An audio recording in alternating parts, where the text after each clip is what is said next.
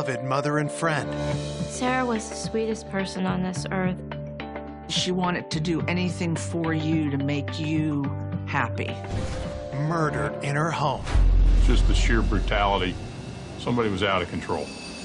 It was so terrifying. It was so frightening. Sends police on the hunt for a killer. Possible suspect right away is her husband. And they find out, uh-oh, there's someone else involved with this person. You were just sitting there wondering, are they ever going to find who did this? But the search for the truth. This is strange. There were so many twists and turns. What really happened? Uncovers a culprit. Something's going on here. They were never even on the suspect radar. That surprises everyone. Wow, that was a twist none of us expected. It was shocking. No, this isn't right. I never expected that someone like that could be evil. Howard County, Maryland, an affluent community nestled between Baltimore and Washington, D.C. Howard County itself is a very quiet, peaceful suburb. Howard County is very much a bedroom community. People move here for the schools. That's what it's known for. There's very, very little crime. But on Sunday, November 15th, 1998, at 7:44 p.m., a concerned resident makes a call to police. I have a friend who I normally hear from every day, and I haven't heard from her all day, and there's a really funny message on my machine from last night. And I wondered if someone could drive by her house and check it out. What's the lady's name? Sarah Roris.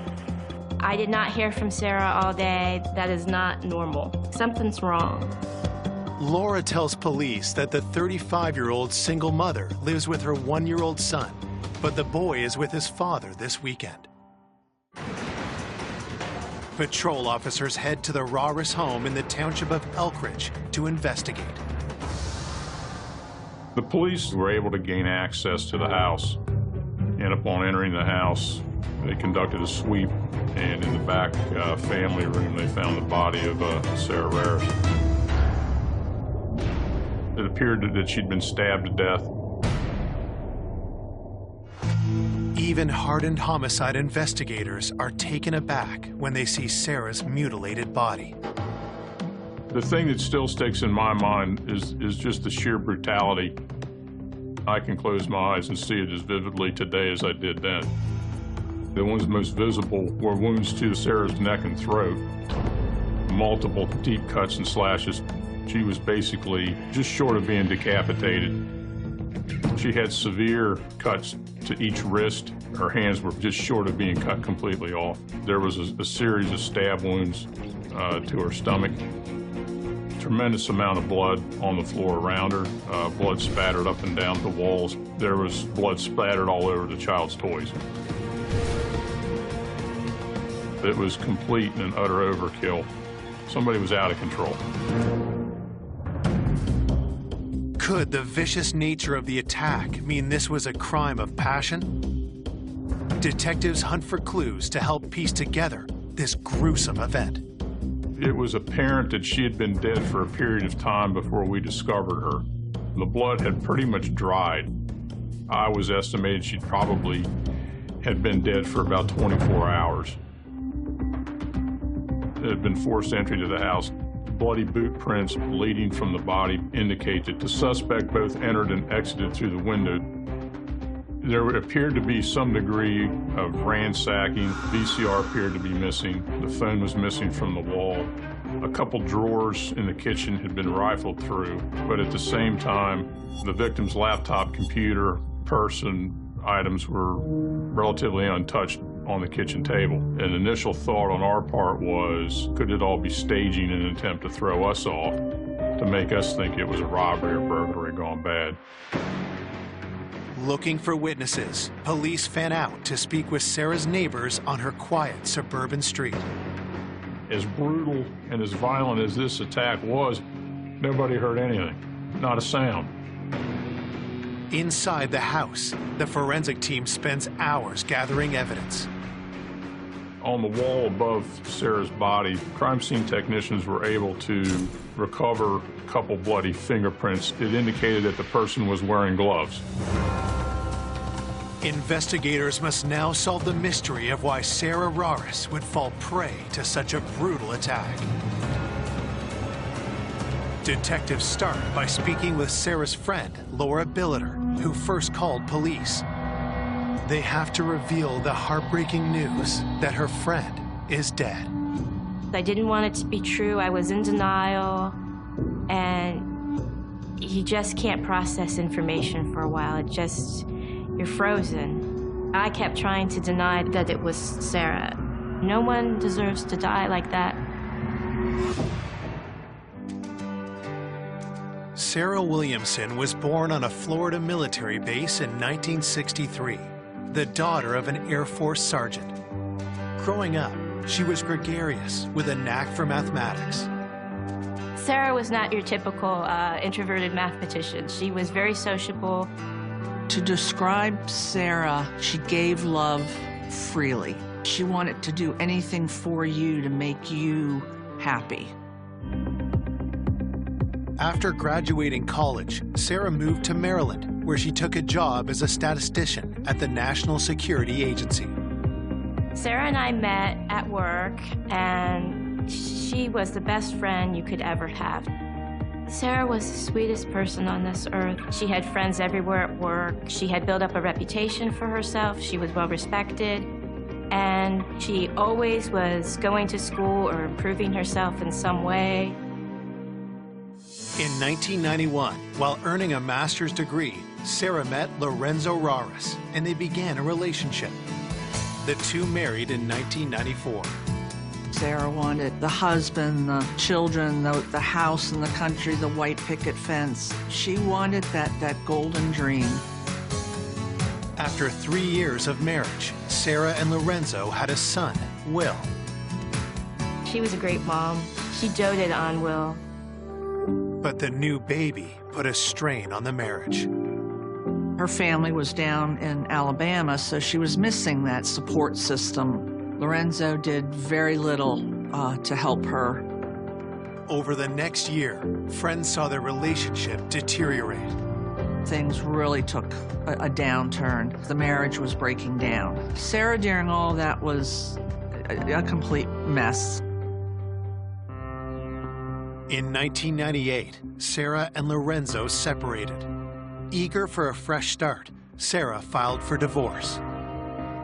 She was just becoming a strong woman again, proud of the fact that she was able to live on her own and take care of her child on her own. It was wonderful to see. Now, 5 months later, Sarah's been found butchered in her own living room. The beloved mother's lifeless body left laying in a pool of blood. She had become such a strong, independent woman, and I was so proud of her. I was devastated. Laura gives detectives the phone message from her answering machine that prompted Laura to call police in the first place. I couldn't understand any of it because it was so garbled. The only thing I knew, somebody was in trouble. I did a redial, and I figured out it was from Sarah.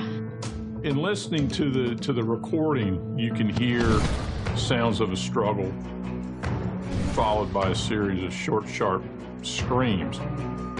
It was 30, 40 seconds, basically, of Sarah being murdered. I believe that she was probably in the process of maybe trying to call 911 when she inadvertently hit the preset speed dial for Laura. The timestamp on the message is 8:46 p.m. on Saturday night, only 36 hours earlier. The recording gave us a starting point that we know on this date and this time, Sarah Raris was attacked and murdered. I could hear her last moments. I was shocked, I was horrified. And then I got angry, and I'm like, you gotta go pick up Lorenzo, he's involved in this. Laura was aware Sarah was involved in a very bitter and heated custody dispute with her estranged husband. She had real fear that it was not going to end well. So I wanted to talk to the husband. This is not going to be a random act of violence. This is going to be murder. Coming up, a hunt for the truth Something's going on here. We had to look into the possibility of an affair. Reveals buried secrets. We opened the door and he threw up all over the parking lot. He knows something. And a stunning turn in the case. I was absolutely shocked. It's like out of a movie. It was such an unexpected. Hours after discovering the body of 35-year-old Sarah Raris, detectives investigating the murder have a lead. Sarah's friend Laura tells police she suspects Sarah's estranged husband, Lorenzo Raris, might have had something to do with her murder. We found out that Sarah was involved in an extremely contentious custody divorce situation. Internal police records had indicated that the police had responded there at least once before for disturbance between Sarah and her estranged husband. After Will was born, the marriage really started breaking down. Lorenzo was very jealous of his child because his child was taking away the attention that he had received from Sarah. Sarah told me that he was not happy with that. Sarah turned to Lorenzo's mother, Amelia, who lived nearby, for help. Sarah wanted Amelia involved. She was hoping that Amelia would be a calming influence on Lorenzo. And it would also allow, Sarah to spend a little bit more time with Lorenzo. Instead of getting better, things got worse. Sarah confided in me his mother was a little too involved doing all of the caregiving, and Lorenzo wanted nothing to do with the day-to-day tasks that it takes to raise a child. Sarah was very adamant that Lorenzo is his father. He needs to be very involved in taking care of their son. One morning, I got a phone call. Sarah was hysterical. She and Lorenzo got into an argument. He tried to hit her while she was holding Will. So she had to turn with the baby in her arms, and he had kicked her. She was just distraught. And I'd come pick her up, and we head straight to the courtroom. We put a restraining order in, and Lorenzo is not allowed back into the house. Lorenzo was extremely mad. Sarah was scared for her life. She was deathly afraid that she was going to be murdered. Lorenzo Raris is approached by the Howard County Police for questioning. When Lorenzo was first notified that his wife had been murdered, he covered his face with his hands. He fell to his knees. And in the initial officer's minds, he pretended to be crying and weeping into his hands, and that when he stood up, there was no evidence at all that he had been crying. One of the first things I noticed in dealing with Lorenzo was his lack of reaction, his lack of emotion, his lack of caring was significant. I thought he was smug, I thought he was arrogant. I just sensed he wasn't all that upset by what had happened to Sarah. Detectives start by asking the 33-year-old sales manager if he had any involvement in Sarah's murder. He denied it, that he'd had anything to do with it. At the same time, I just felt that there was something off. It was just an instinct on my part, but I couldn't put my finger on it. Lorenzo offers up his own theory as to who killed Sarah. He alluded to the fact that Sarah may have been involved or been having an affair with a previous co-worker, but he said that if anything had happened, it would have probably been a result of this affair. Lorenzo claims the last time he saw Sarah was on Friday morning when he picked up their son for the weekend. The alibi that he provided for the Saturday night and weekend in question was that he was at home at the family house with the baby. His brother and his parents, who also lived in the house, were there. Detectives collect evidence from Lorenzo to search against anything found at the crime scene. We had a search warrant for his person, which allowed us to collect samples of DNA, hair, photographs, and fingerprints. With nothing concrete to tie Lorenzo to the murder, detectives have to let him go. Even though everything was pointing towards Lorenzo, he still has an alibi when he's saying he's at home and he's got all these family witnesses. If in fact he did it, we need to start punching holes in the family alibi. Investigators head to the Rauris family home, 30 minutes away in Parkville. His car was seized, and other detectives then launched into the search of the Rauris family home. We conducted interviews with all the family members, including Lorenzo's mother, Amelia.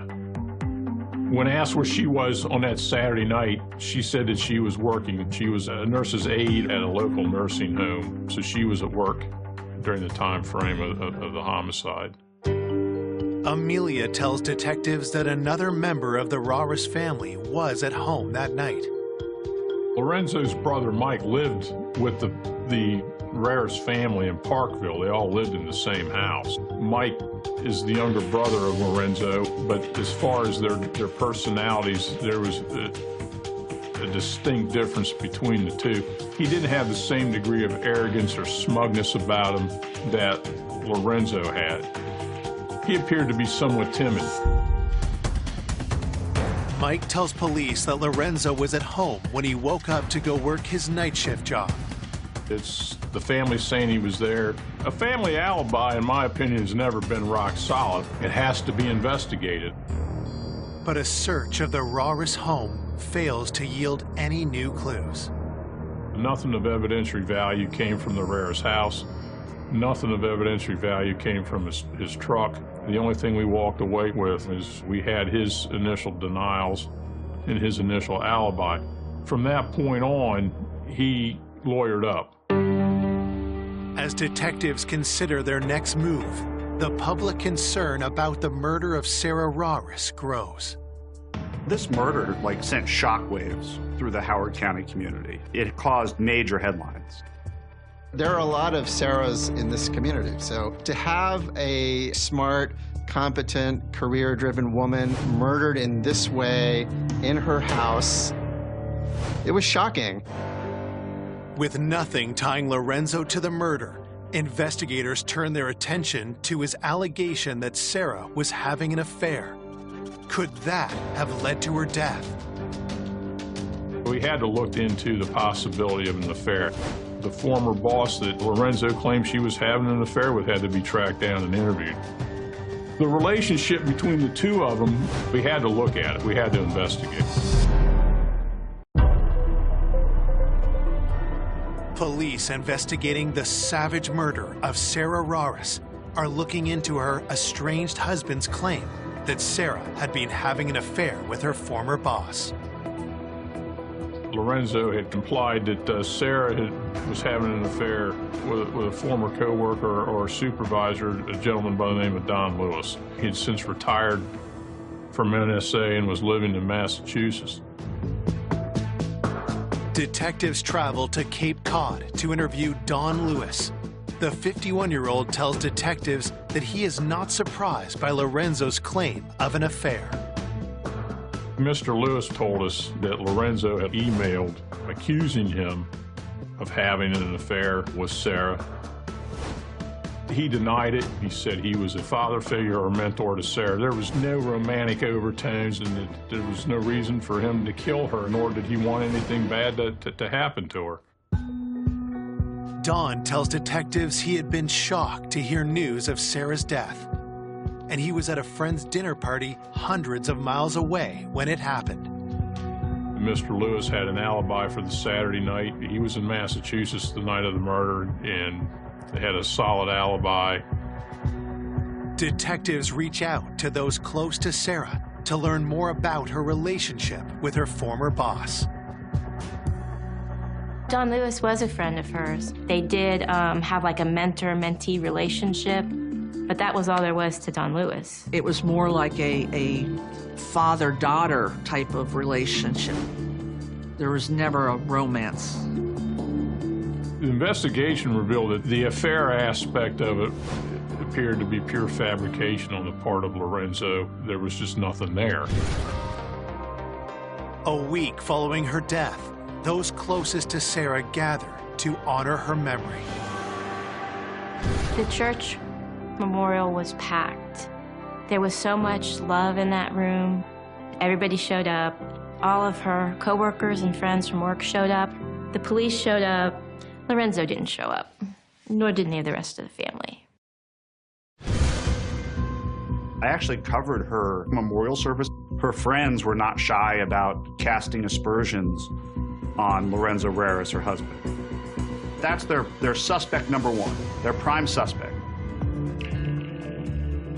After Sarah's funeral, investigators speak with the medical examiner about what was found during the autopsy. The cause of death was no surprise. It was massive blood loss due to the lacerations to her throat. She bled out over 80% of her blood volume. Even the pathologist characterized it as complete overkill. A forensics report reveals no useful fingerprints from the crime scene. But investigators still hold hope for tests on the bloody glove prints found on the wall behind the body. The blood was sent out for DNA analysis. That takes a little bit of time to obtain. While they await test results, detectives revisit their strongest lead, the phone message that captured the final moments of Sarah's life. Other detectives are listening to the tape, and they thought that at some point in the struggle, they heard Sarah utter the name Mike. Could Sarah be calling out the name of her killer? Somebody says, oh, right there, it sounds like Mike. I hear Mike. Lorenzo's brother's name is Mike or Michael. But what possible motive could Mike Raris have to kill his sister-in-law? One of the theories that we were kicking around at this point was, could it have been a family member? Because initially all suspicion would have fallen on Lorenzo. And to keep Lorenzo out of it and to maintain the child custody, to have a family member do it, the most logical one would have been Mike. He had to be looked at as a potential suspect. Detectives sit down with Lorenzo's little brother and play him the answering machine message. The recording was played for him, and Mike was asked, do you hear the name Mike? And he said no, he did not. Mike denied being personally involved in the murder of Sarah. My overall impressions of Mike was, I don't think he had it in him to do something like this, but I had a feeling that there was something playing on him. Again, he was part of Lorenzo's alibi that he was at home at the time of the murder. Mike sticks to the story he'd previously told police, that when he woke up Saturday evening to go to work, Lorenzo was at home. Blood was drawn, hairs were pulled. We fingerprinted him, we photographed him. We drove him back to his job. I told him, I said, I think you know what happened. I think you know what is going on. And we opened the door, and he threw up all over the parking lot. And I said, whenever you want to come clean on this, you know who to call, and I gave him my card. My partner and I, we both... Detectives investigating the murder of Sarah Raris suspect that her brother-in-law, Mike Raris, might know more about her murder than he is letting on. My feeling was something's going on here. Maybe if he didn't do it, he definitely knows about it. Mike's brother and Sarah's estranged husband, Lorenzo Raris, is still a suspect in Sarah's murder. But both men say they were at home together at the time she was killed. If there was one avenue to break the Raris family alibi, I just thought the weak link was going to be Mike. Problem was, the lawyer that was representing Lorenzo got involved, and from that point on, we were not allowed to speak with Mike without counsel being present. That threw up a huge wall. A month following the murder, the police investigation is at a standstill. But there is one person that investigators think might be able to help.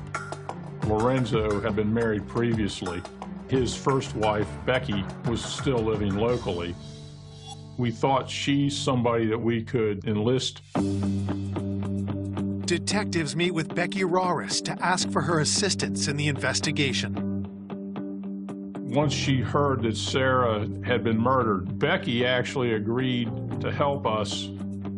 She still had some degree of relationship with Lorenzo. They were cordial to each other. Becky agreed to allow us to record her phone calls with Lorenzo. We were hoping to obtain statements from Lorenzo that would incriminate him in the murder. Becky reaches out to her ex-husband and tries to steer their conversation to Sarah's murder. She was phenomenal. She conducted a number of controlled calls on our behalf with him. We were hopefully optimistic that we would get something, but he never said anything incriminating to her on those recordings. Detectives have hit a dead end in their pursuit of Sarah's killer. I remember cornering the police chief out of like a public event to ask him, hey, any updates on the case? And he obviously said no. There were no updates to give. They had nothing. I prayed every day that this would be the day that something, would come forth. Investigators get new hope when DNA analysis of blood from the glove prints at the crime scene comes back. The blood came back as a mixture of Sarah's DNA and an unknown male. We were confident that we had the killer's DNA because it's mixed with Sarah's blood. If we found that person, then we could definitely put them at the scene with her actually bleeding. Could this finally be what detectives need to tie Lorenzo to his wife's murder? We submitted DNA samples from Lorenzo and his brother Mike for DNA comparison. Came back that neither one were a match. Obviously, that was a bit of a blow. I mean, it's very disappointing. Even though everything was pointing towards Lorenzo, it's not him. In the beginning, it was pretty clear the police thought that her husband played a role in this. She had a very messy divorce going on. There were custody disputes, but the police didn't arrest him. And so there was a real air of mystery about it because the police couldn't figure it out either. If Lorenzo was not responsible for the murder of Sarah, who could her killer be? And why was the beloved mother killed in such a violent manner? Investigators are back to square one. Something has got to give on this. You go back through it again. Did I miss something? You have to look at everything.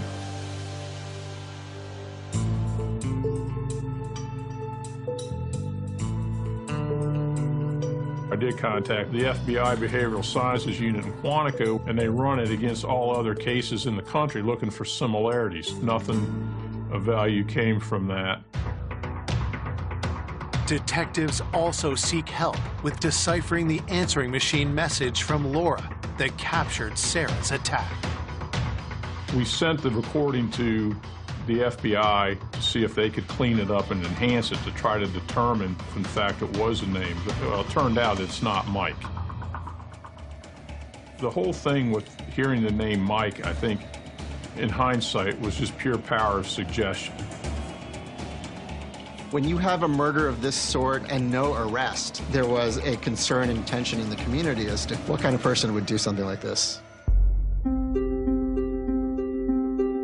We had been hammering away on this thing for almost 7, 8 months. At that point, we're kind of like dead in the water. We felt there was nothing else we could do to advance the case.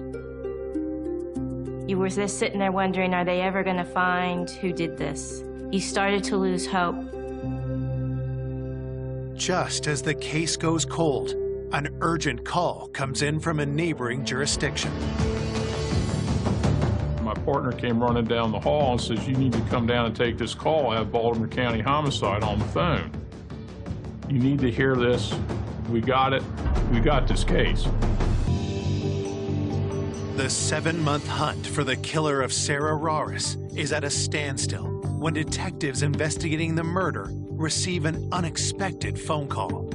Picked up the phone and it was Detective Phil Morrill from Baltimore County. He says, hey, I just got done running a wired conversation with an inmate in the Baltimore County Detention Center, talking about how he committed this murder of a woman. He described how he went through the window and how he attacked her, and how He stabbed her in the belly, and he said, I damn near took her head off. And he says, do you guys have anything like it? And I said, oh yeah, we do. The murder of Sarah Rares. And he said, well, you need to hear this tape. Howard County investigators get a copy of the jailhouse recording of Ardell Tickles, who had been locked up for an armed robbery 3 months ago. We sat down, we started listening to the tape of Ardell Tickles. Tickles is describing this homicide that he had committed.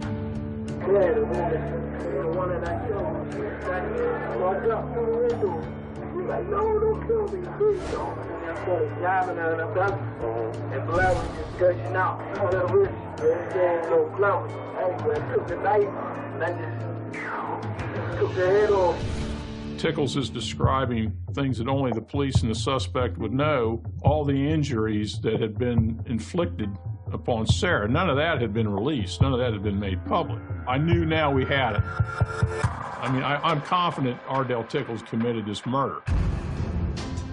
Tickles keeps talking and has an even bigger revelation. He's talking about how he came to be employed to do this.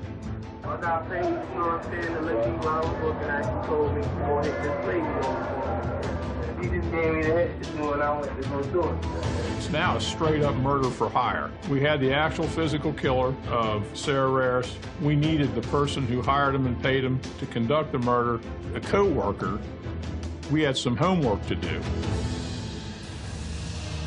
Who was this mysterious co-worker? What was her relation to Sarah? And why would she want Sarah killed? Investigators start with Ardell Tickles. He's 19 years old. He's a kid at this point. He was incarcerated awaiting trial. He robbed the McDonald's and he shot the manager during the course of the robbery. When we started digging into him, we couldn't find any kind of criminal record with him prior to this. Detectives checked Tickles' employment history, looking for any intersection with Sarah's life or those that knew her. We went back like a year. He was employed in the laundry room at a local nursing home in Baltimore. He did the laundry for this facility. The entire investigation turns when detectives realize who also worked at the same nursing home. Lorenzo's mother, Amelia, they were co-workers. That was kind of mind-blowing, you know. She was never even on the suspect radar. Him and Amelia working at the same nursing home, it was the one piece to the puzzle that you needed to put in, and the rest of them just kind of fell into place after that. Could it really be true that this 63-year-old grandmother hired someone to kill her daughter-in-law? And if it is true, who else knew about it? We still weren't convinced that Lorenzo was completely blameless in this. So there was still a lot of investigative work to do. The Rares house in Parkville was put under surveillance while we investigated the relationship between Tickles and Amelia. We matched up work schedules. So we were able to establish, yes, they worked together. Yes, they worked the same hours. We were able to locate a few co-workers who remember seeing Amelia talking to this guy. We were able to show that relationship did in fact exist.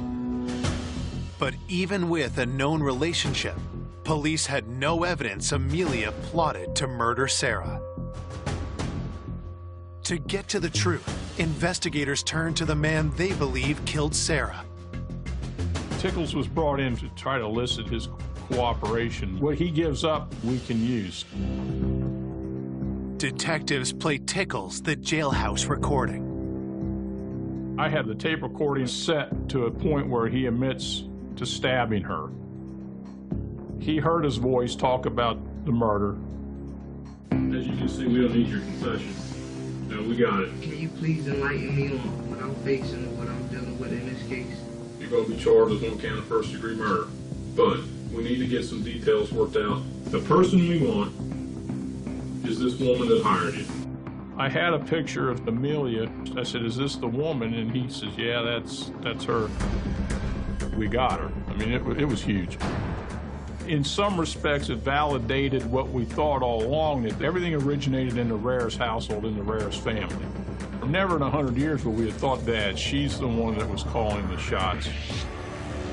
What did she say to you? She was tormented. She couldn't go on with life until this lady was dead. She was like, do me a favor and kill this lady, basically. So she used the word kill? Kill, take him off the earth, yeah. And she said, I'll pay you. She said, I'll give you money. If you hire somebody to commit a murder and that person carries it out, then you're susceptible to the same charges and the same penalties as the person who did the actual killing. So now we're looking at first-degree murder charges for Amelia. After it was over with, did you call this woman that night? No, I met her at work, like that week. Okay, is that when she paid you? Yeah, she had a bundle of like $3,000. Despite Tickle's revelations, investigators know it will be hard to bring charges against Amelia on the word of a jailed offender. We had enough. We could have easily arrested Tickles and called it case closed. We needed something that really implicated Amelia in the conspiracy. What we wanted him to do to nail down the first-degree murder charge was get on the phone and call Amelia. We wanted to run a controlled call with him, and he refused. When that didn't happen, we had some work to do. Investigators now suspect Sarah Raris was murdered in a hit organized by her mother-in-law, Amelia Raris. But the hitman, Ardale Tickles, refuses to take part in a wiretap to implicate her. I would have loved to have got this controlled phone call to Amelia to further establish Amelia's involvement in the planning of the murder, but we still felt we were on the right track.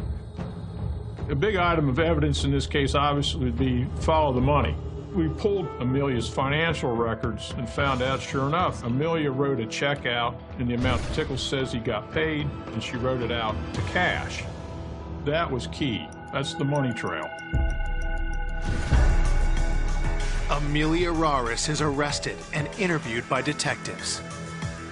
She acknowledged her relationship with Tickles, and she also acknowledged that she hired him, but she alleged that she did not hire him to kill her. He did that on his own, she said. I just wanted to scare her. There was no intention to kill. I didn't know that it's like that. In fact, I thought he's not going to kill her. He is just going to stone the house. You know, you throw the stone there. $3,000 to stone the house? Yes, to stone the house and make her feel sorry as revenge for me. Amelia told us she wanted Sarah scared because she felt that Sarah, throughout their relationship, had disrespected her, did not acknowledge her as a woman with more maternal experience. Because of the child?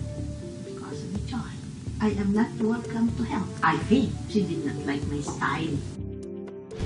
The mother in my culture is revered and respected. I want to be treated with respect. I'm her mother. My marriage, she disrespected me. That is a slap on my face, and it is even more than death to me. I understand. You were insulted. Oh my God. Million words more than that. Showing disrespect to a mother is death. Is it enough, though, to have someone killed? Yes, because it killed me. I think she was trying to portray herself as this poor little old lady who was as much a victim as anything. We weren't buying any of it. I mean, it's pure evil. There's no other way to describe, what happened here. Then, detectives ask Amelia the question they've been trying to answer since day one. Is Lorenzo involved? No. Does he know to this day what happened? No. I do not want to tell my son. Because if I tell him, he will have problems. He loves the woman very much. He's still in love with her? Yeah. Does Michael know anything about this? No. We will not tell him. Despite Amelia's claim that she had no intention for Sarah to be killed, police proceed with charges against her. We were able to establish that she hired him and paid him. That gave us more than enough to further solidify the case we had against her already. The case against Ardale Tickles is strengthened when tests match his DNA to blood evidence found at the crime scene. Both Ardell Tickles and Amelia Reyes were charged with first-degree murder, conspiracy, and in Amelia's case, she was charged with the crime of solicitation. When we first heard that it was Amelia, the feeling was, no, this isn't right. When I found out about her, I'm like, where the heck did Amelia come from? I was absolutely shocked that the mother-in-law orchestrated the entire thing, and it was a hitman who did it. Was, wow, that was a twist none of us expected. Like, there's no way. It's like out of a movie. In January of 2000, both Ardell Tickles and Amelia Reyes faced trial for the murder of Sarah Reyes. There was no trial for Ardell Tickles. He was going to go to trial, and Ardell Tickles unexpectedly decides to plead guilty. He's completely remorseful. He says, you know, I shouldn't have done it. And then he got life in prison from the judge. Amelia Reyes enters a plea of not guilty. She maintained her innocence, that she had just paid this guy $3,000 to go throw stones at the house. I testified at the trial. I was there to let the jury know who Sarah was. I was afraid they would see this sweet, meek little old lady and not believe that someone like that could be evil and could organize this murder. Ardell Tickles refuses to testify, but prosecutors present the recording of his police interview describing the plot and the crime, as well as the telephone message that captured Sarah's last moments of life. It was so terrifying. It was so frightening. It was so unspeakably brutal. It was chilling. After a 7-day trial, Amelia Reyes is found guilty of all charges. She is sentenced to life in prison without the possibility of parole. I was relieved when the guilty verdict was read, and I am glad that they saw through that demeanor that she put on. It was Mother's Day, May 13th, 1984, a warm spring afternoon near Tampa, Florida. After spending time with their moms, two boys raced off to fly parachutes made from plastic bags. It was the perfect way to spend a Sunday. But soon, the wind brought a foul smell. They went off to investigate and found a sight they would remember for the rest of their lives.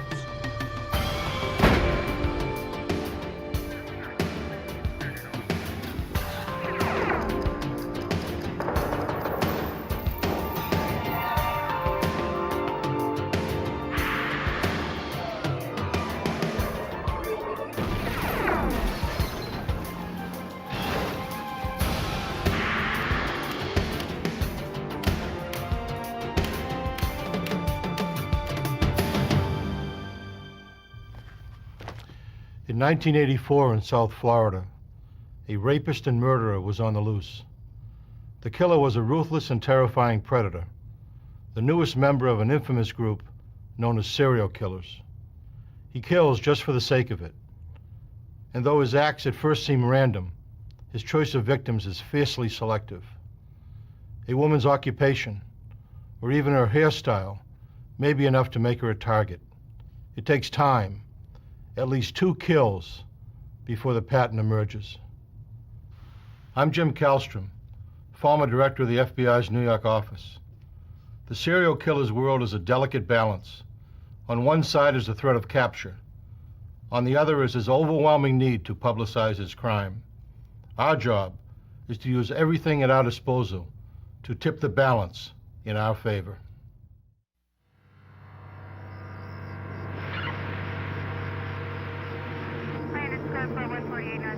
What the boys found was the body of a nude woman lying in the roadside weeds. The medical examiner determined she'd been there for about 3 days. Her wrists were bound behind her back, and a rope with a trailing extension was tied around her neck like a leash. Bruises, blisters, and insects covered her body. But it was the position of the corpse that told detectives this was not a typical murder case.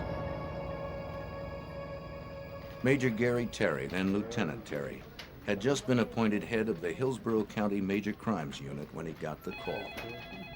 But the unique thing about the body to me was the fact that her legs were spread about 5 foot 1 inches apart from heel to heel. A scene that I'll never forget and a scene that I've never seen before. The pose was so grotesque, the body seemed to have been positioned that way deliberately. Had the killer meant to shock whoever found it? Crime scene technicians photographed the body and measured its distance from the road. They carefully packaged what little evidence was left, some cloth tied in a knot.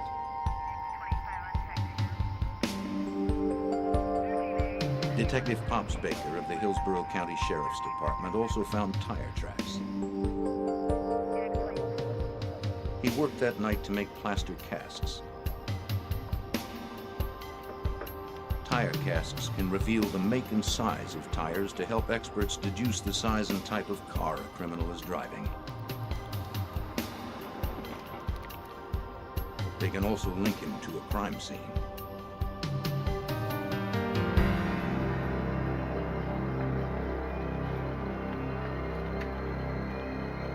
Meanwhile, the body was brought to the medical examiner's office with the ligatures in place for him to study and photograph. Is there any visible signs?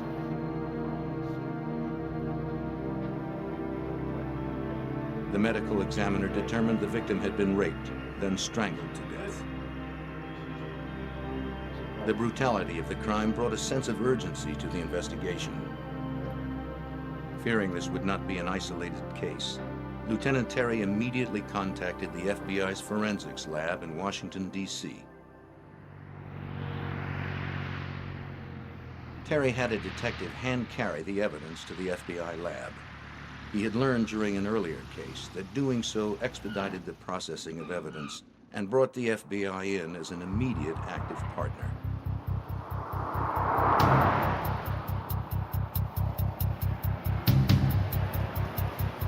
The FBI lab is one of the foremost forensics laboratories in the country. There are experts on every type of evidence, from bullets to fibers to vehicle parts to knots. The FBI's knot expert analyzed the ligatures from the tamper victim's wrists and throat. They had been removed intact in hopes they'd tie the killer to his deed. They might also say something about his past.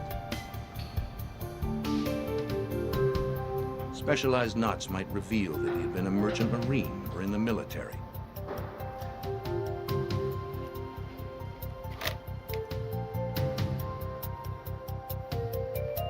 But the ligatures turned out to be tied in granny knots, simple, functional knots that anyone might have tied.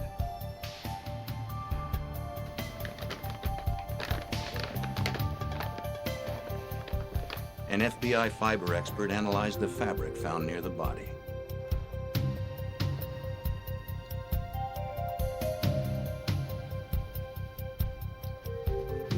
He brushed particles from the cloth onto a sterile sheet.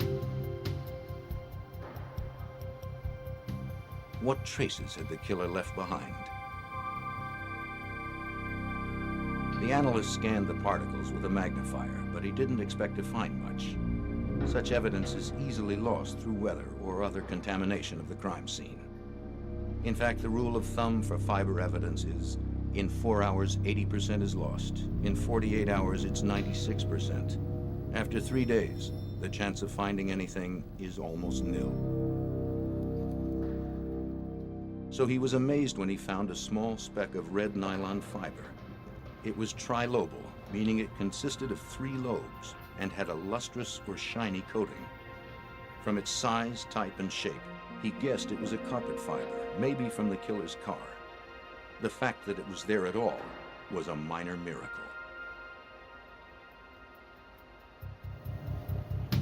The analyst from the FBI lab told the Hillsborough detectives to keep the discovery secret.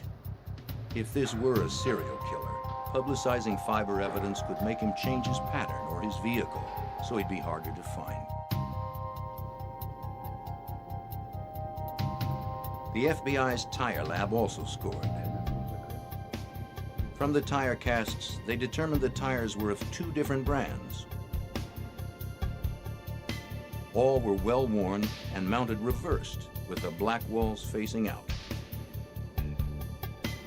An irregularity like that could be powerful, incriminating evidence.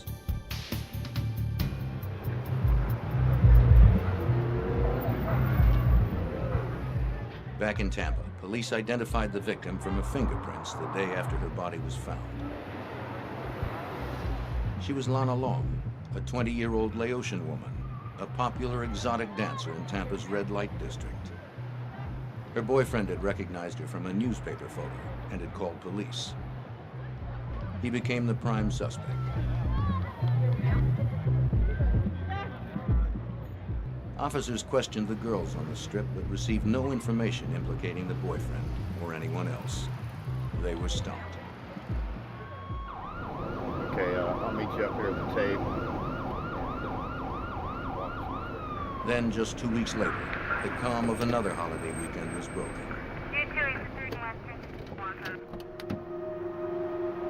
On Memorial Day Sunday, Detective Pops Baker and Lieutenant Gary Terry of the Hillsborough County Sheriff's Office were called to a second murder scene, again in an isolated rural area off an interstate. Young female, late 18, 19, 20 range. Like Lana Long, this victim was female, in her late teens to early 20s, and nude.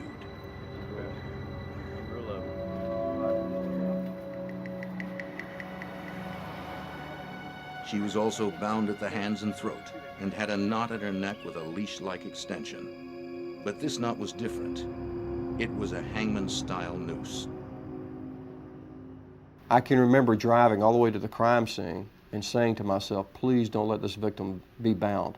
In 1984, we very rarely had homicide victims bound. That's the first thing I asked the officer protecting the crime scene when I drove up. Is she bound? And he said, yes, sir, she is.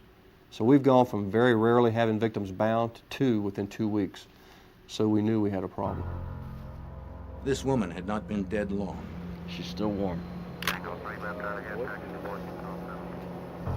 Because the crime scene was fresher than the last, more evidence remained. Detectives found a man's olive green t-shirt and some strands of hair, which they determined were not the victim's. Hanging from a bush a few feet away from the woman's head were her white pantyhose and white jumpsuit, both covered with blood. From the brutality of her wounds, detectives knew she had fought for her life, and that it had been a savage struggle.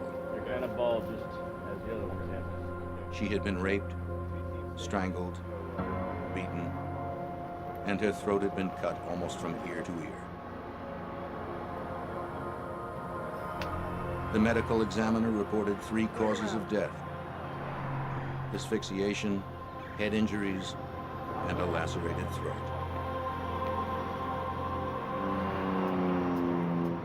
As before, Baker found tire tracks. Casts were taken for analysis in comparison to the ones found at the first murder scene.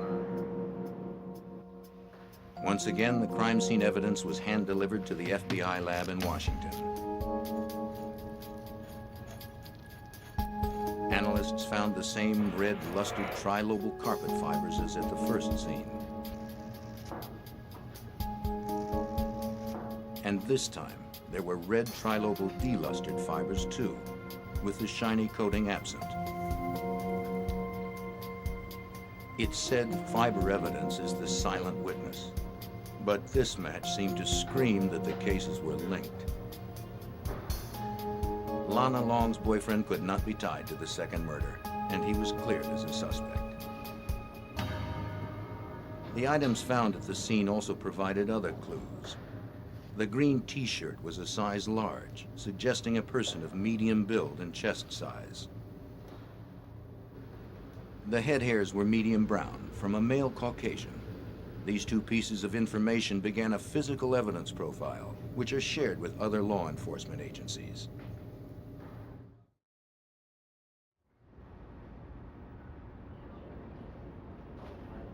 FBI tire expert Sandy Worsema analyzed the tire impressions and made another match.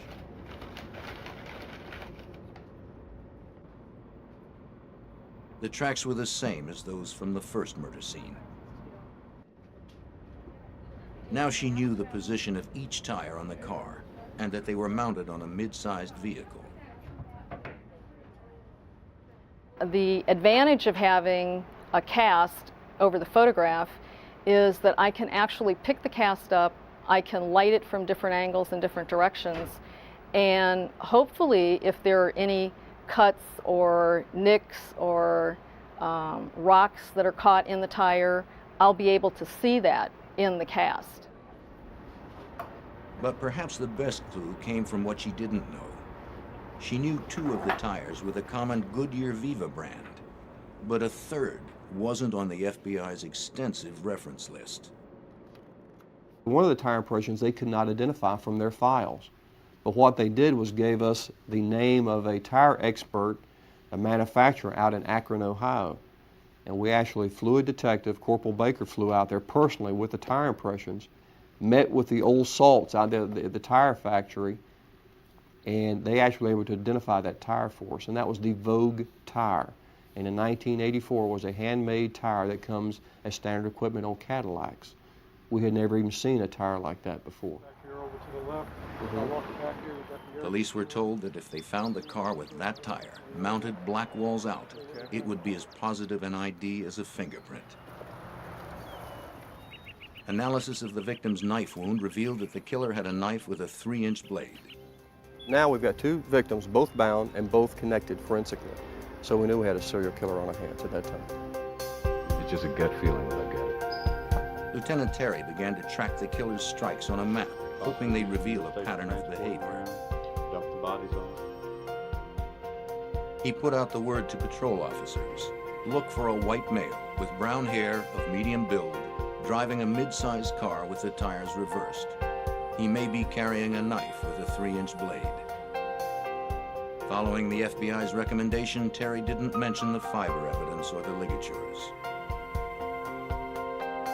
From a composite drawing released to the media, the second victim was identified. 22-year-old Michelle Sims had a criminal history of prostitution. She'd been reported missing the day before.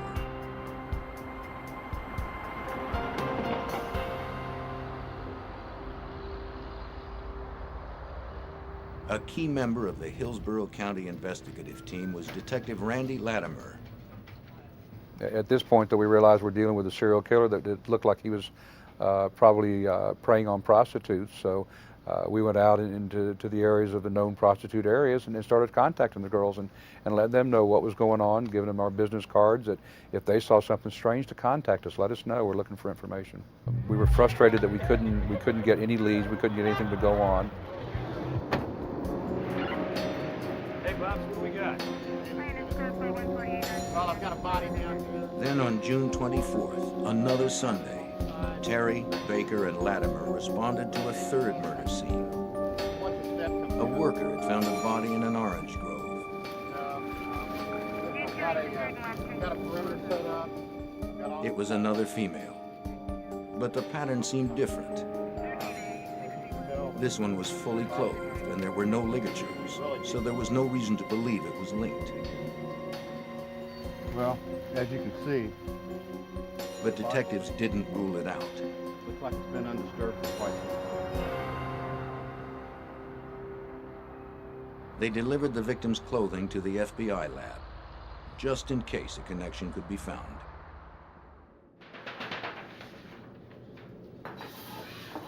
This time, the fiber expert they had worked with before was not available, and someone else was assigned.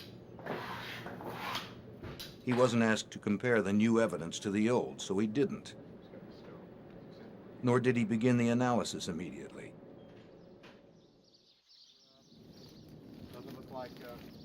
The body was so badly decomposed it only weighed 25 pounds, including clothes. It took some time to get an ID, and when it finally came, the victim's lifestyle didn't fit the pattern either. 22-year-old Elizabeth Ludenbach of Tampa was a shy assembly line worker who lived with her family. She had no criminal history and was not a prostitute, although she did frequent bars on Tampa's Strip.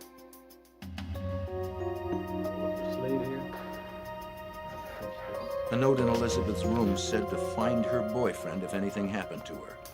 So detectives ordered a polygraph test. I'm going to ask you a series of questions, and you just need to answer yes or no to those questions. Do you understand? Yeah.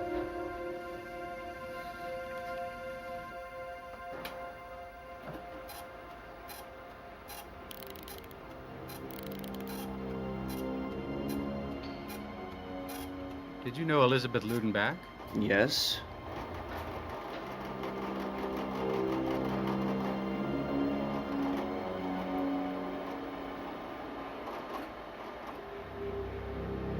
Did you have a relationship with Elizabeth Ludenbach? Yes. Did you ever harm Elizabeth Ludenbach? No.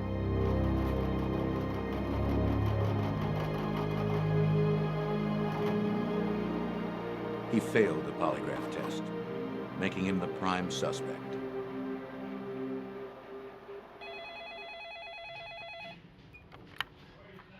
It wasn't until mid-September, 3 months after the discovery of Elizabeth's body in the orange grove, that the results came in.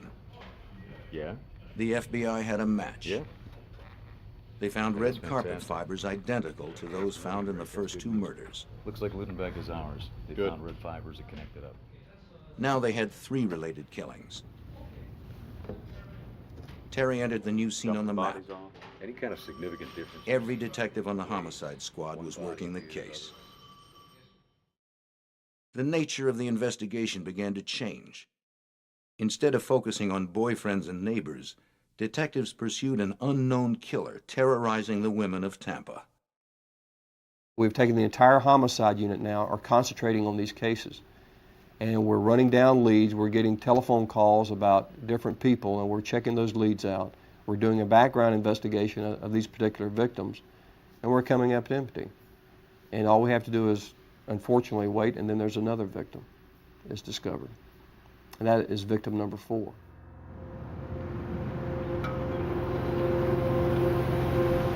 After a lull of more than 3 months, the calm of yet another Sunday was shattered. On October 7th, a worker found a body near the entrance to the K-Bar Ranch in northern Hillsborough County. This time, Detective Steve Cribb was assigned to help process the scene. He, Terry, Baker, and Latimer didn't have to look far for the first grim piece of evidence: the victim's bra hanging from the entrance gate. The nude body of a young black woman was nearby. Her clothing was beside her. Most of the detectives ruled her out as a serial victim. She had been raped, but unlike the others, she had been shot, not strangled, and there were no ligatures. Also, she was African American, and usually serial killers don't cross racial boundaries. Get her into a controlled environment, we'd be able to really inspect. While the FBI analyzed the evidence, detectives identified the victim from fingerprints. 18-year-old Chanel Devon Williams had just recently been released from jail on a prostitution arrest when she disappeared.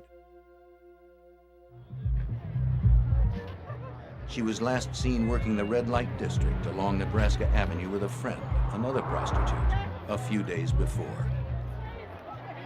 She had been dead about 6 days.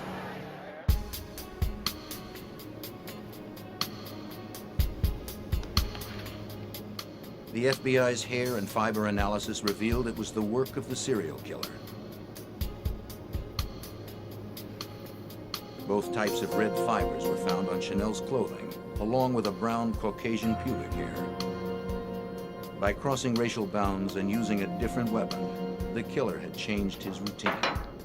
Shifting from a pattern is very rare in serial killers and would make this one more difficult to capture. Chanel was added to the map near the Pasco-Hillsborough County line. With 4 dead, detectives were desperate to find the killer and obsessed with the case. You don't work these cases. You live and breathe these types of cases. You go home at night You dream about this case. You eat and sleep it. I would go home at night and just look at the telephone, waiting for it to ring. Every Sunday, for some reason, the first series of bodies were discovered on Sunday. On Sunday, I didn't plan anything. I sat at home.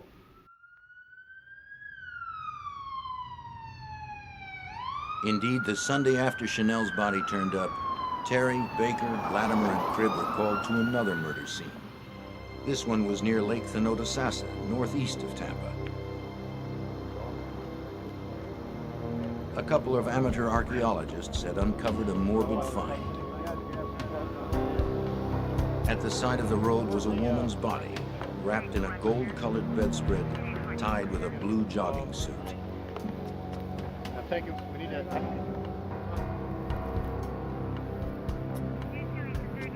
Inside, her lower legs and ankles were bound with common white string.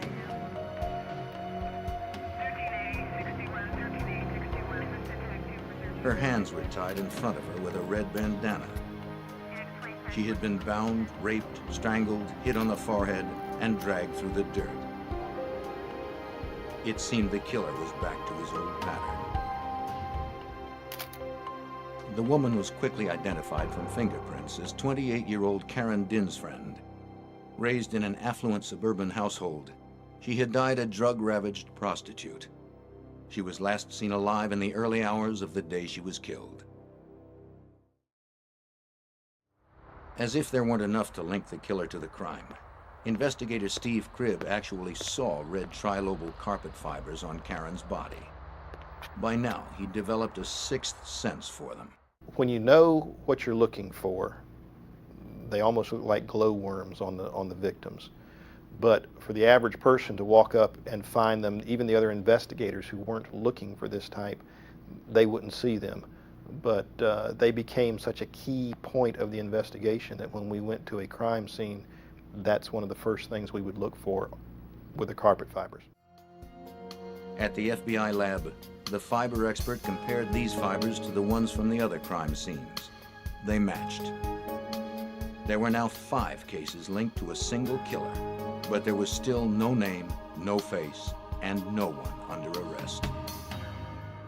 It becomes very frustrating that you know someone else is going to die because you haven't stopped the suspect. You have enough information to know that he's doing it, but not enough information to pick him out of the crowd if he were to bump into you walking down the mall. Because you have to remember, in this series of cases, our concern is if we don't stop this guy, if we don't find him today, he's going to kill somebody tomorrow or the next day. And when in fact he did. 2 weeks later, on Halloween, another victim emerged. A contractor digging a ditch found the mummified remains of a woman's body. Terry, Baker, Latimer, and Cribb arrived at the scene.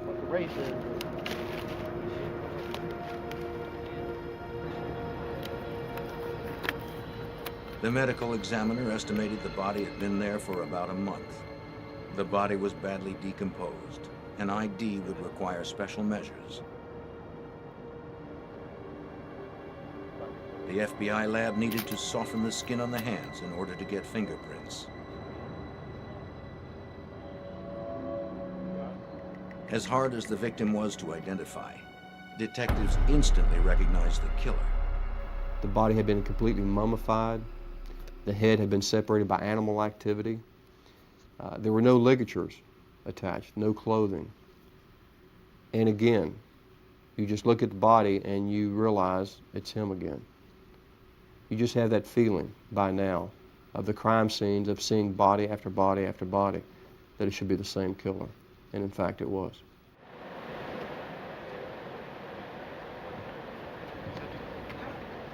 Then at 7:30 a.m., on Sunday, November 4th, a call came in to Tampa police that seemed unrelated. A man reported his daughter had been abducted and raped. 17-year-old Lisa McVeigh was leaving work at a Krispy Kreme donut shop on her bicycle. It was around 2:30 a.m. A man snatched her off her bike, threw her into his car, and drove off.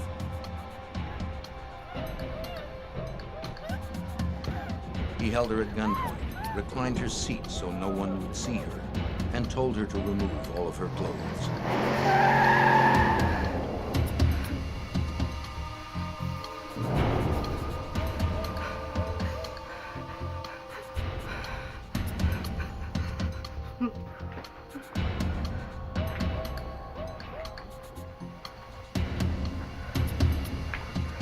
He took her to his apartment, bound and gagged.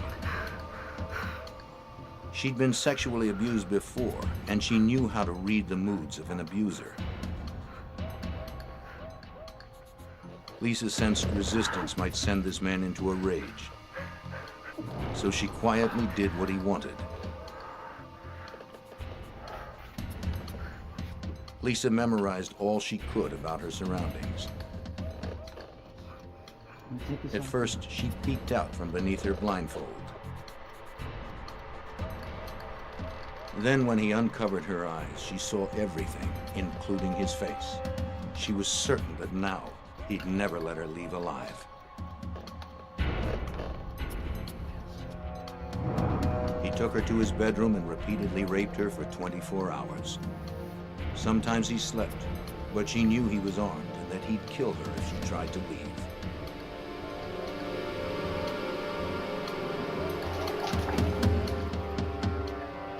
After a full day of captivity, the man told Lisa to take a shower. Then he gave her some clothes and made her a sandwich. To her amazement, he said he would take her home.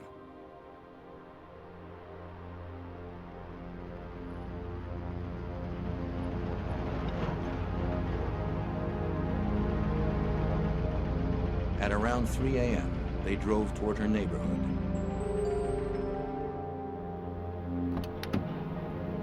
On the way, he stopped at a 24-hour teller machine to withdraw money to get gas.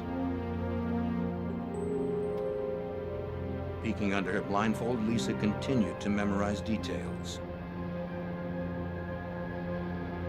The Howard Johnsons, road signs, the word Magnum on the dashboard of his car. He finally released her near her home.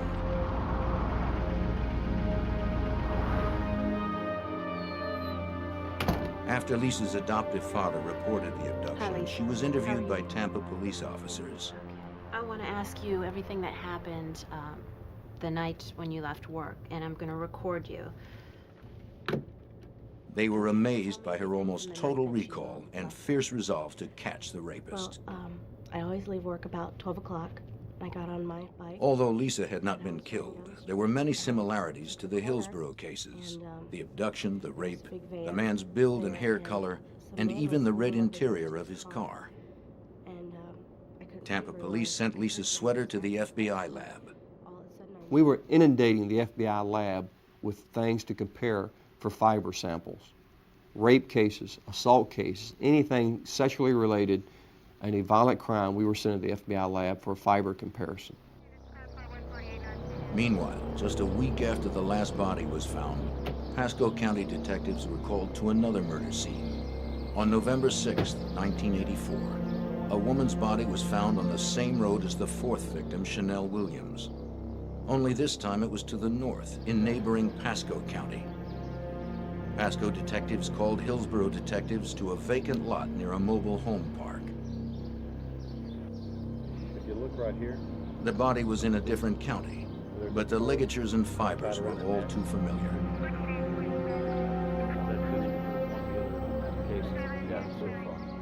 Although the body had decomposed to mainly bones, the telltale leash was still attached around the neck. A little bit of shoelace right around. There was another ligature on an arm bone. It must appear to be. Near the body were the woman's tattered blouse and panties, and some jewelry. Careful of that ligature around the neck. We're going to just leave that there. The bones were scattered over almost an acre. When the medical examiner pieced them together, they seemed to belong to a young, white female. She was later identified as 18-year-old Virginia Johnson. Ginny divided her time between Connecticut and Florida, where she worked as a prostitute. She'd disappeared on her way to buy cigarettes about 3 weeks earlier. After all that time, it seemed impossible, but the FBI lab found a single red, lustrous fiber in Ginny Johnson's hair. Within the week, on November 12th, another jurisdiction fell prey to the killer. A body was found on an incline off North Orient Road within Tampa city limits. When Terry and Baker arrived, they found a young white woman, nude but for knee-high stockings. She was face down. When they turned her over, police knew from her bloodied face that she had been savagely beaten and that she had struggled. There were ligature marks on the front of her neck and on both wrists and arms, but no rope was found. Her wadded-up blue jeans and flowered top were near her body. Detectives Baker and Cribb immediately saw something stuck to the blue jeans, tiny red fibers. In the pocket of the jeans was the victim's driver's license. Kim Marie Swan was a 21-year-old part-time student who sidelined as an exotic dancer. She was last seen leaving a convenience store near her parents' home the previous afternoon. It seemed the killer had pulled off the road and thrown the body out of his car. There were faint tire impressions in the grass near the roadway. They would match the casts made earlier. The killer was picking up the pace of his killings, and the body count stood at 8. Terry and Baker were desperate. They drove to Atlanta to meet with a detective who helped crack the case of Wayne Williams, a serial killer believed to be responsible for 27 murders. Because something we didn't really want to share publicly in 1984, what do you do when you're 10 bodies, 15, or 20 bodies down, and you don't have the suspect in custody? What do you do? We were sitting down in their office discovering, and during the course of that conversation, the telephone rang. And the telephone call was from the FBI in Washington. And the FBI lab says we had just had a match on a piece of fiber evidence submitted from a rape case. And I was blindfolded. That case turned out to be the abduction and rape of Lisa McVeigh only a week earlier. Tampa police had rushed Lisa's clothing to the FBI lab, and experts there had found matching red trilobal carpet fibers on her sweater. It was the break they'd been waiting for. I want to play it. Terry flew back to Tampa immediately.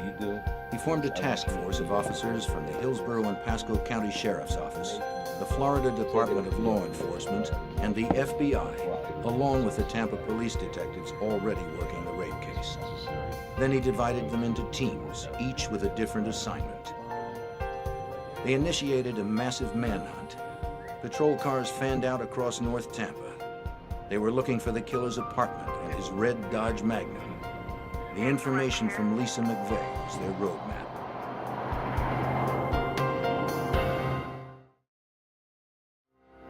The additional personnel and resources brought in by the task force stepped up the search for Lisa McVeigh's abductor.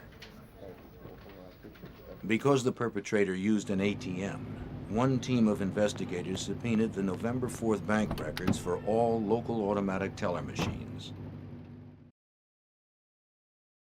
Another team subpoenaed a select list of all the Dodge Magnums in Hillsborough County, almost 500 cars. Then they compared the bank records and the list of Magnum owners, looking for a name that matched. And the unique thing when you looked at both lists is that one name jumped out at you is Robert Joe Long. He had a money transaction from the money teller machine, early morning hours. He also was a registered owner of a Dodge Magnum.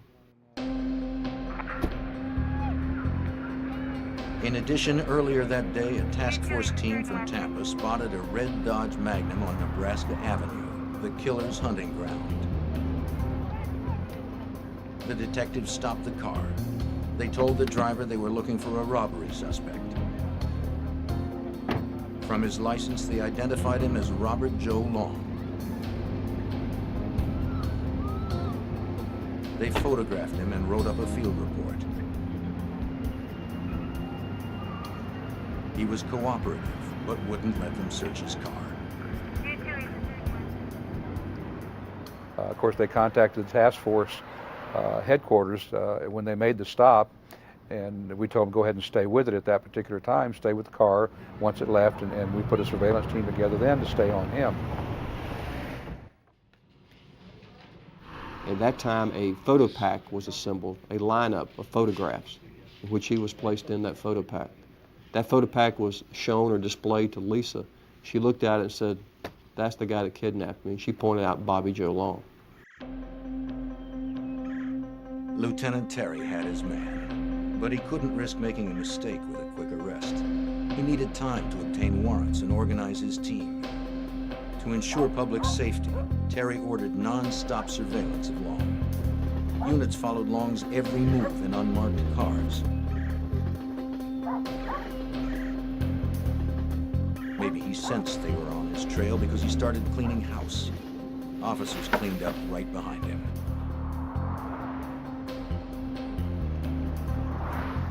Even when he vacuumed his car, police seized the vacuum. They retrieved everything Long thought he was destroying.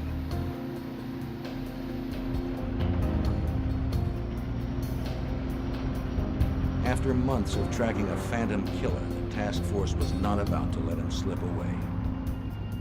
Less than 24 hours after Lisa McVeigh identified Bobby Joe Long, the arrest plan was firmly in place. The task force moved in. They had followed Long to a movie theater. I'm right over here, Stewie. As he watched the film, undercover detectives watched him. Long seemed unaware he was surrounded. We're sitting at the war room we had constructed down at the operations center. We're heading, and everything is just going 90 miles an hour. We have a surveillance team on the inside of the theater watching it. There's a surveillance team outside watching the car. And that nagging doubt comes to you. Is this really the guy you've been chasing for 8 months? Is this really the guy that has been killing these women? So we tell the surveillance team outside, listen, whatever you do, get up to his car. I don't care if you have to low crawl, whatever you have to do, get to the car and tell us what kind of tires are on the car.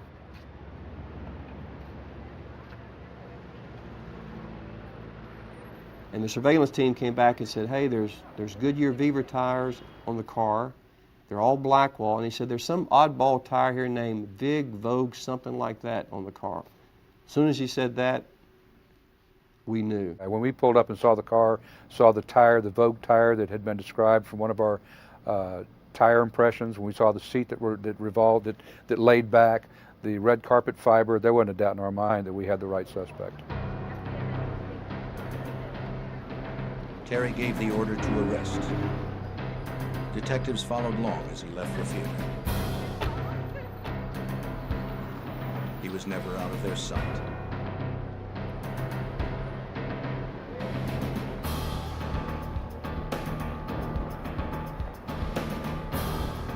They didn't know if he was armed, so as he approached his car, they jumped him and brought him to the ground.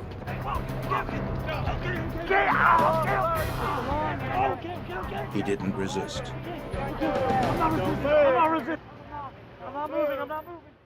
He was on the ground when I walked up to him and placed my badge next to his face and identified myself as a deputy sheriff, advising him he was under arrest. They took Long's car to the Hillsborough County Sheriff's office garage.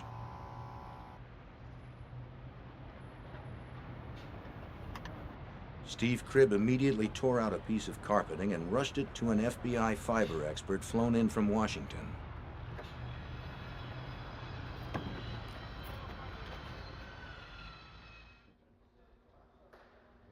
Statement from you. All right. Meanwhile, Randy Latimer and members of the task force interviewed Bobby Joe Long, who had declined his right to an attorney. I heard when they arrested you out on the street that you got some cuts and stuff on your hands and arms. Did they take care of all that for you? Oh yeah, just a couple scrapes. Okay. You thirsty? They were well prepared, having consulted the behavioral science unit at the FBI Academy on how to conduct the interview. Detective Price? Just where do you want to start? The game plan was to start by addressing only Lisa McVeigh. Long confessed immediately. Well, I went down there and parked my car. After he admitted to the rape and abduction of Lisa McVeigh, we talked about why he let her go and what went through his mind and what went on.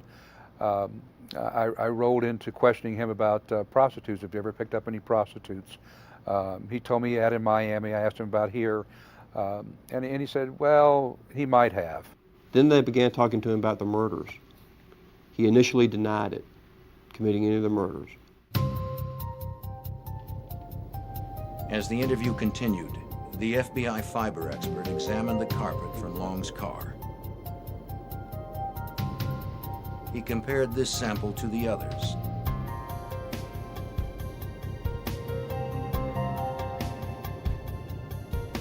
It was the moment of truth.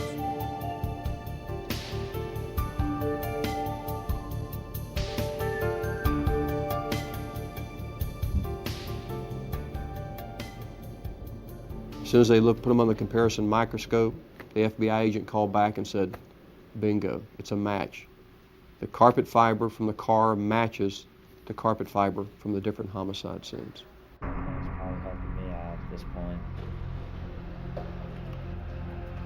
Excuse me. Terry told Latimer the news.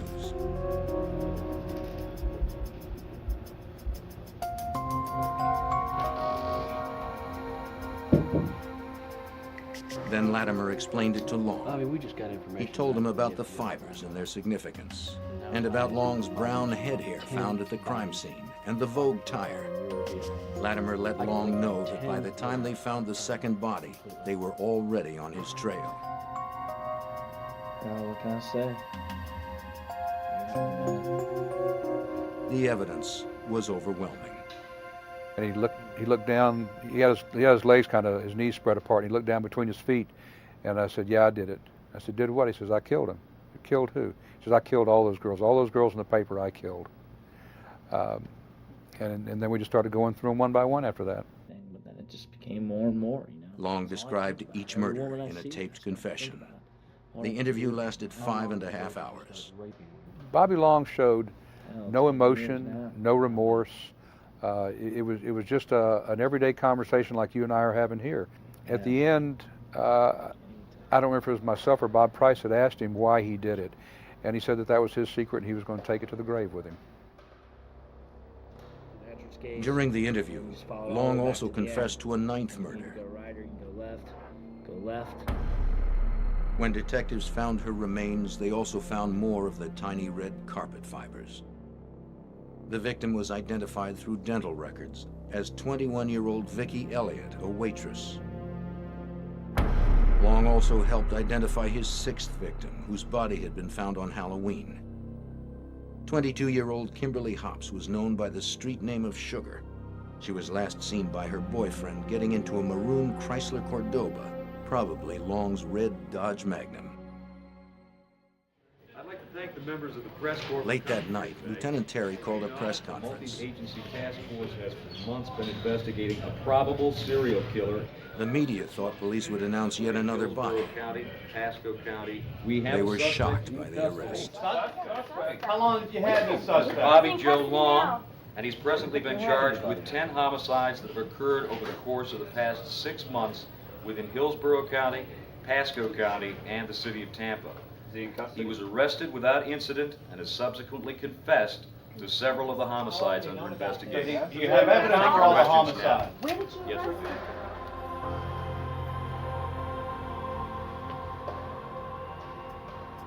Open 5. In the coming days, Hillsborough detectives learned they weren't the only ones tracking Long. Task Force member Charles Troy, a Pasco County detective, stumbled upon the truth. He realized that Long fit the description of a man who had raped a Pasco woman months ago.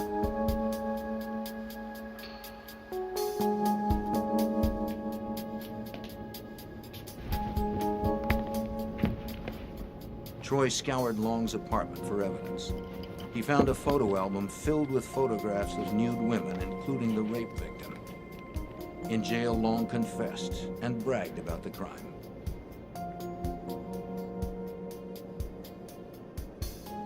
Detectives had also found clothing and jewelry from Long's other victims.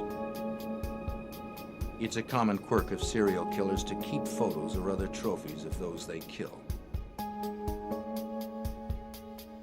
Detectives soon realized that Long was the classified ad rapist, named for his M.O. He canvassed the classifieds for women selling beds and other furniture, and when they let him in, he brutally raped them.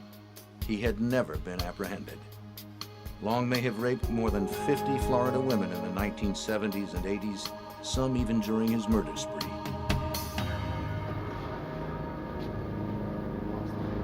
Now with Long finally in jail, detectives reflected on lessons learned. It just shows the importance of physical and trace evidence, shows the importance of the cooperation with the laboratory and what they can do for you, and the effort that you have to put at a crime scene. The hours you need to spend there, you can't rush. You just have to be deliberate, take your time, and be professional in what you're doing. Because oftentimes the answer is sitting right there in front of you. And the smallest speck, the smallest little piece of information may be the one key that breaks this case. As detectives got ready for the Thanksgiving weekend, they thought the horrifying 8-month string of killings was finally behind them. They packed up the boxes of evidence and hoped some semblance of normalcy would finally return. But even then, a quiet holiday seemed to evade them.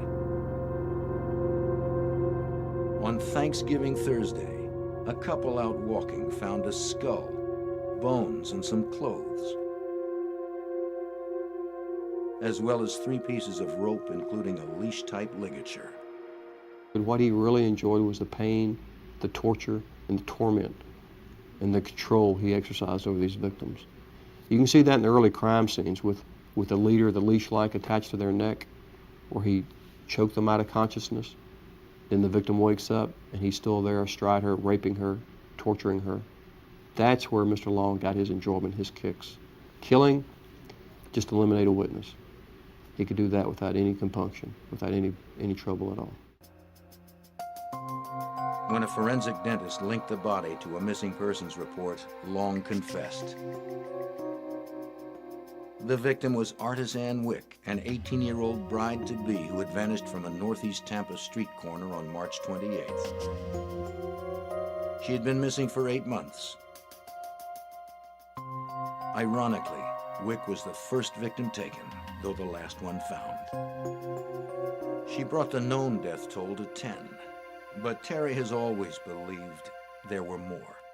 I'm confident he's killed other women, other people. Are we going to find those bodies or discover those other cases? I don't know that we ever will. Bobby Joe Long was never convicted in the classified ad rapes, in part because the statute of limitations had expired by the time he was caught. He did receive 6 life sentences and 693 years for attacks on women in 1984 and 85. For the Hillsborough murders and the rape of Lisa McVeigh, Long received 33 life sentences. He was sentenced to death for the killings of Virginia Johnson and Michelle Sims. After sentencing, Long left the courthouse whistling a tune. Mr. Long is a killing machine. He became very proficient at what he was doing, very skillful at it. And if Mr. Long ever sees the light of day, all you're going to have to do is follow the trail of his other bodies, of his other victims, because he will kill again. He enjoyed it. Long remains on Florida's death row, with no date set for his execution.